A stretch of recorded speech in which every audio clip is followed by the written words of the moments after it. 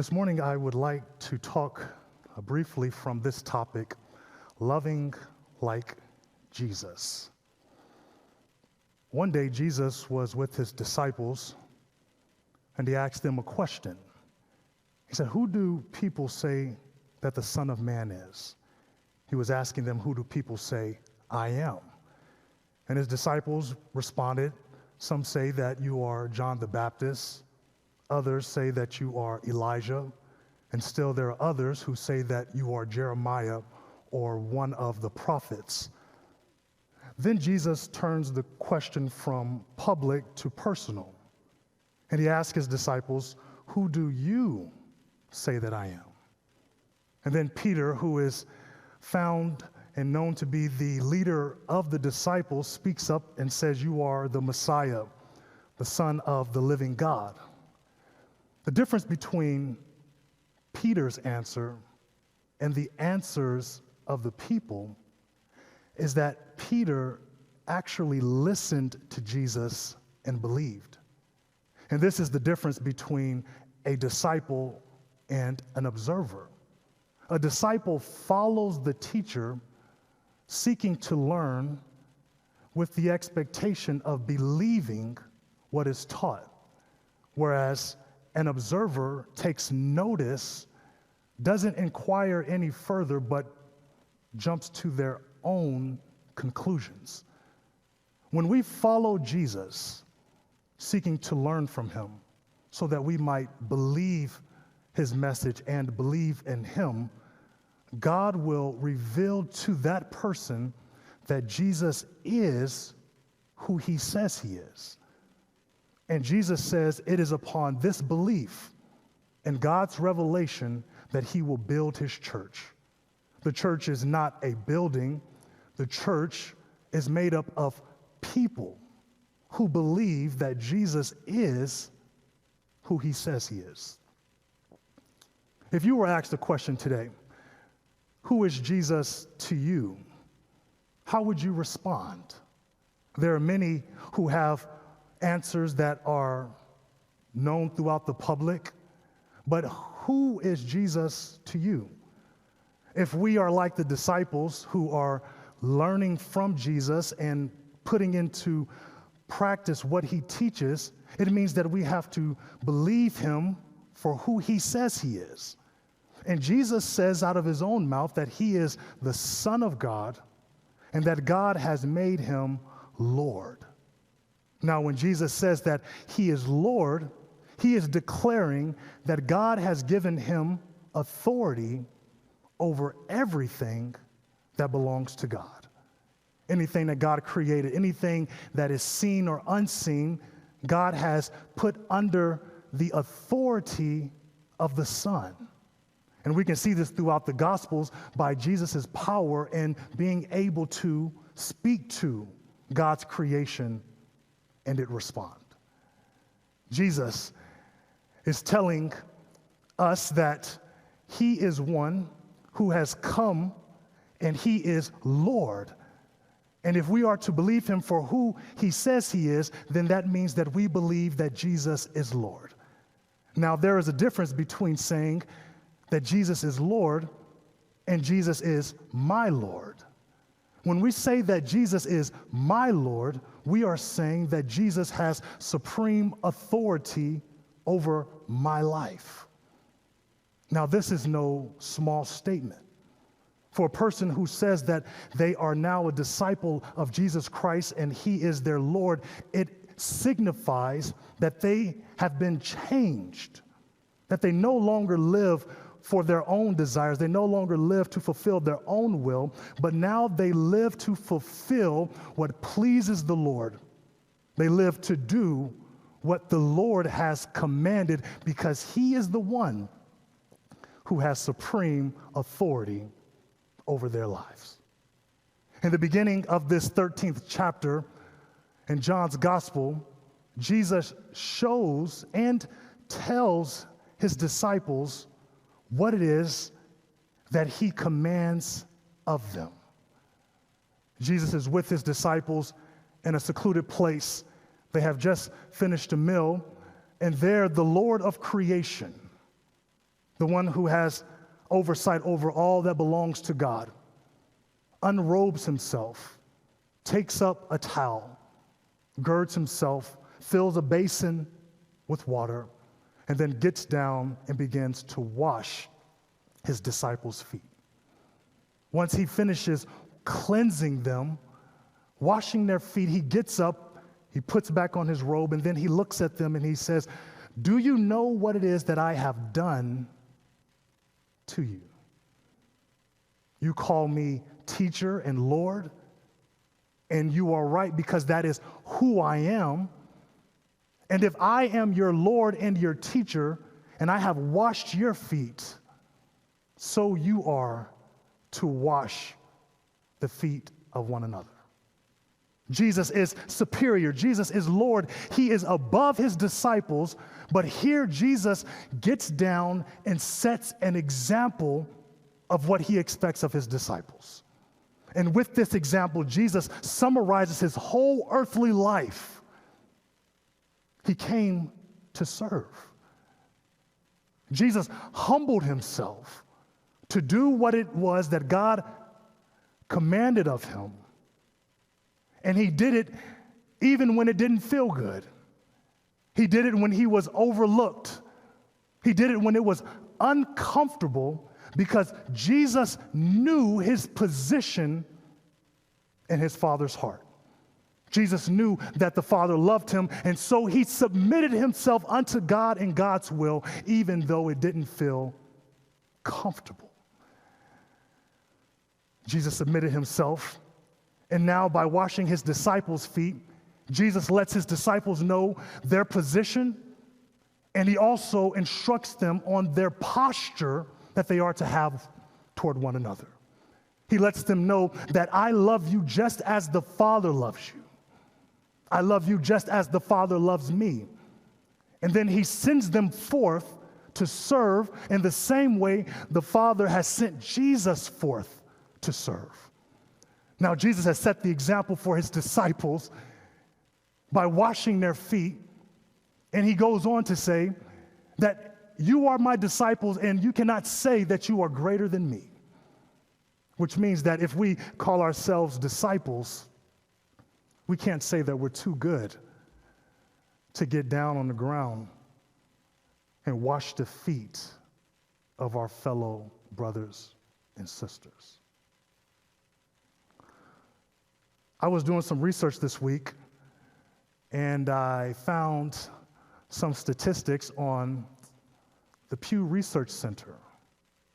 And did you know that 70% of Americans identify as Christian, whether that be through Protestant belief or through Catholic belief? 70%. Now, you bring home a 70% on a test to the house, you may not get extra dessert, but it's relative. And when you think of 70% in the midst of a population, that is what we call a majority.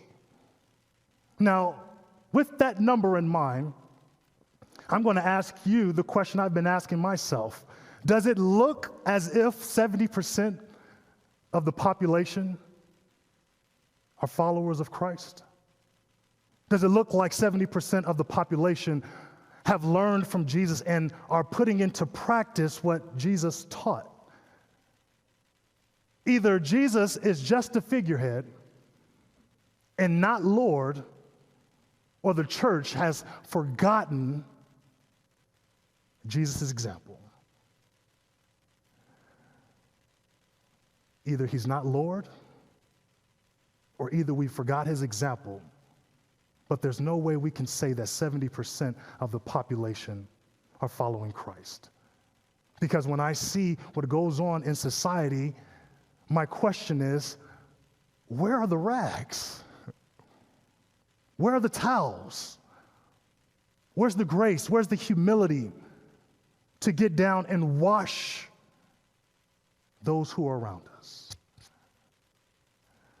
You know, I believe that the church is the most powerful institution in the world.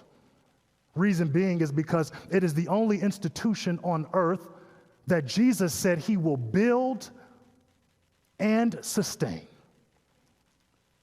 But my friends, I have to tell you, I believe that the church has played a major role in the dysfunctional dialogue that we see in public. Though the church is sponsored by Christ and is uplifted by Christ, the church has compromised the message of Christ for the convenience of people, for crowds, and for cash. And I believe that the compromise of the church has found its way to impact society at large because the church is just that influential. You know what is interesting? Is that the originator, the founder of the church, Jesus the Christ, knew that everyone would not follow him. He knew that everyone would not take his teachings to heart and put them into practice. And there were many opportunities that he had to compromise his message for the sake of something else, and he refused to do it. Don't you know it was the devil who tried to get him to compromise his message for the sake of influence and power? It was his family who tried to get him to compromise his message for the sake of public image. And it was even his disciples who walked with him, who wanted him to compromise his message for the sake of personal safety. And in every case, Jesus didn't stop. He didn't compromise. And what he tells his disciples then and what he tells us now is that if you are truly my disciple and you do what I tell you to do, and you live how I tell you to live, the world will hate you. And I believe with all my heart that for the sake of having people in attendance and maintaining or building a budget, the church has compromised the gospel of Jesus Christ. Maybe you know a little bit about this church culture. Well, we don't talk about that here. We don't talk about politics here. We don't talk about sexuality here. We don't talk about race here. We don't talk about poverty here, nor do we talk about the oppressive systems. We don't talk about all of that. All we want you to talk about is what we want to hear. And if you step out of bounds and begin to talk about those things that we don't want to hear, you're going to have a problem. What kind of problem? You're going to have an or else problem. Preach what it is that we want you to preach rather than the gospel, or else Sister Wealth is going to take back her money. Stay within the confines of what is comfortable, or else Brother Influence is going to spread a bad report throughout the church. Don't put too much pressure on people to think about what's going on outside of the church walls, because if you do, you're going to make them uncomfortable and they're not going to come to church. And so we have softened the gospel. We have sanitized Jesus for the sake of making people comfortable, and I believe that it has impacted society, and this is the greatest consequence, I believe, is that so many who identify with the church believe that Jesus has come to be a part of their agenda, to be a part of their platform, to be a part of their will, rather than realizing that Jesus Christ came to set the agenda and says, whoever will be my disciple must follow me. And so as Lord and Savior Jesus gives his disciples a new command, he tells them, because I am your Lord, I am giving you something new. And so whatever it is that you have been following up to this point, whoever it is that you've been following up to this point, whatever principles you've been living by, Jesus says, put all of that to the side and listen to what I am commanding you to do if you are my disciple. If you call me Lord, I give you a new command. And I want you to understand how significant it is for Jesus to claim lordship in the biblical context, is that there are people who were on thrones who identified as Lord, some of whom they thought to be divine. And when Jesus claims that he is Lord, he is saying that I have power over whatever authority, whether it be in the Roman government, whether it be in the church. Jesus says, I give you something new to live by, a new way, a new inspiration, a new attitude. Here it is. Are you ready? Love one another. It's so simple that you can miss the power. Jesus commands his disciples to love because love is a choice. All it takes to love is a willingness to do it. And what Jesus says is that this thing that I'm calling you to do, it doesn't matter about ability, it doesn't matter about wealth. All it matters is the willingness to do what I say. And Jesus tells them this is not your type of love. This is not the love of scratching people's back who scratch your back. Jesus says, no, I want you to love. No, I command you to love one another just as I have loved you. And don't you know, there's nothing about Jesus' love for us that's convenient. Nothing about it is convenient, but he chose to tell us that we were children of God when we thought we were enemies. He chose to share heaven's grace with us when we thought that we were forgotten. He chose to get down and wash our feet. He chose to cleanse our souls by laying his life down on the cross. He chose to do it. And what Jesus is saying is that if you are going to be my disciple and you choose to love the way that I have loved you, what you're really choosing is to bear a cross. It may sound strange that loving is bearing a cross, but it's true because whenever you love, you can't have an assurance or a promise that those you love will love you back. But Jesus says, this is my command, that you not just love when it feels good to those that you want to love, but you love how I've loved you. Now, this may sound impossible.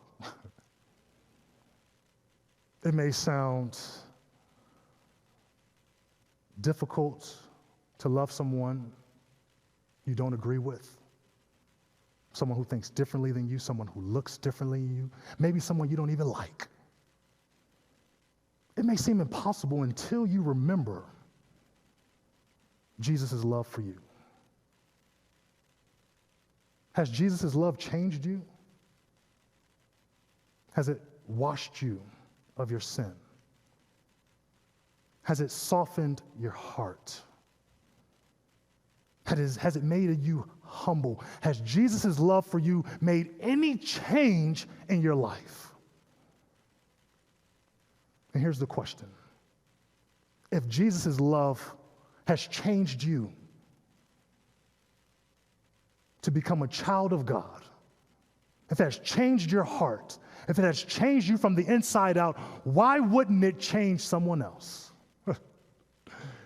Maybe the reason why the church is not displaying the love of Christ is because we have not yet experienced the love of Jesus Christ. Because if we truly believe that his love has changed us, then we will know that we don't have to go to arms. We don't have to fight. We don't have to ridicule. We don't have to do anything that the world teaches to bring about a change. All we have to do is love.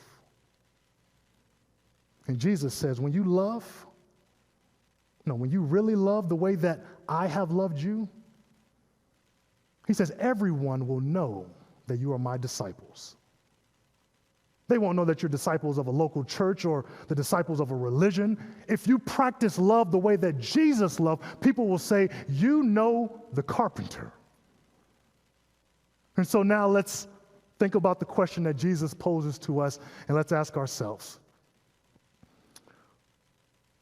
If you were to ask everyone, not just those who know you, not just those who love you, but everyone, those who observe you from afar, co-workers, friends on Facebook,